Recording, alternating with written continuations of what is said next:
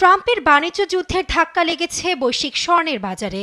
সোমবার স্বর্ণের দাম আউন্স প্রতি ২৯০০-তে পৌঁছেছে হুট করেই, যা ২০২৫ সালে এখন পর্যন্ত অষ্টম রেকর্ড।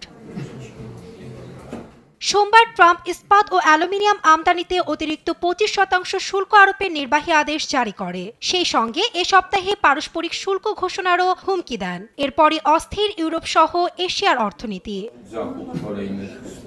বিশ্বে স্বর্ণকেই সবচেয়ে স্থিতিশীল ও নির্ভরযোগ্য পণ্য হিসেবে বিবেচনা করা হয়। স্বর্ণ নিজের কাছে জমা রাখলে লোকসানের ভয় নেই বললেই চলে। আর শুধুমাত্র এই একটি কারণেই দিন দিন বিনিয়োগকারীদের নিরাপদ ভরসা হয়ে উঠেছে স্বর্ণে বিনিয়োগ।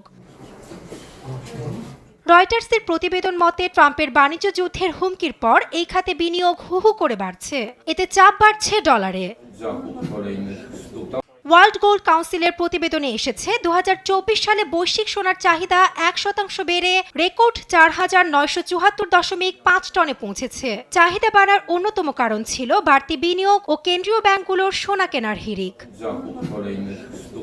গেল রোববার স্বর্ণের দাম বাড়ার সঙ্গে সঙ্গেই চীনের সাংহাইয়ে স্বর্ণের দোকানগুলোতে দেখা যায় উপচে পড়া ভিড়। এদিন দোকানে প্রতি গ্রাম খাঁটি সোনার মূল্য ছিল ৮৬৭ ইউয়ান। প্রভাব পড়েছে ভারত সহ বাংলাদেশের বাজারেও।